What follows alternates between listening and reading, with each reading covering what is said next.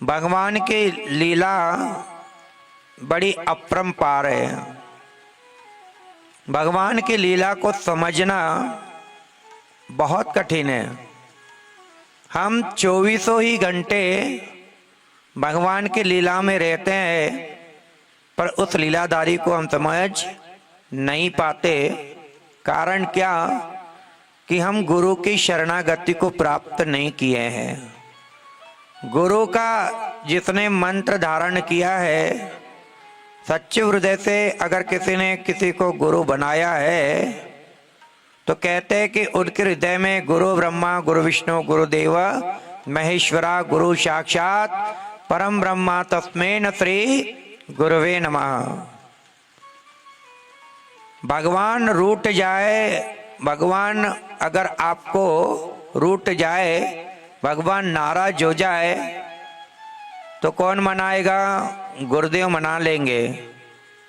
लेकिन गुरुदेव रुष्ट हो जाए तो भगवान बोलते ये ड्यूटी मेरी नहीं है। इसलिए जीवन में बिना गुरु के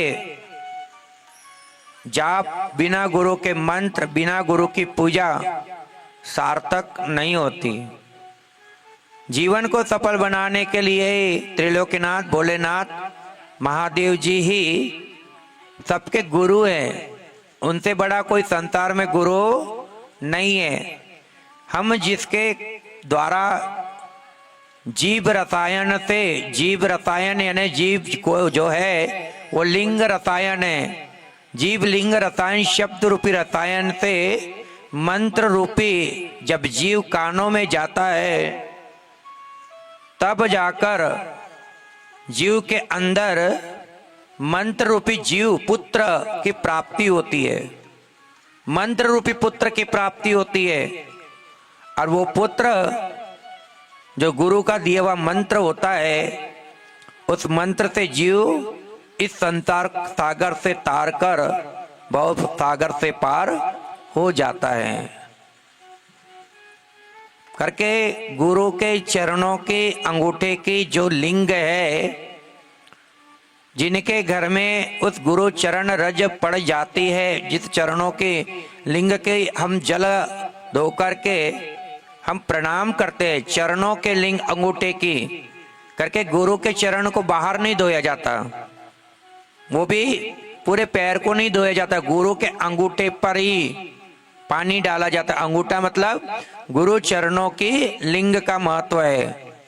इसलिए हम बार बार क्यों कहते हैं कि गुरु हमारे घर आए, संत हमारे घर आए। जब संत हमारे घर चल कर के आते हैं तो संत चलता फिरता कौन होता है? तीर्थ होता है। और जब चलता फिरता संत तीर्थ आपके घर आ जाए तो घर घर नहीं होता, आपका घर मंदिर का स्वरूप हो जाता है। बहुत धन्यवाद के पात्र है जिन्होंने दीक्षा ली है।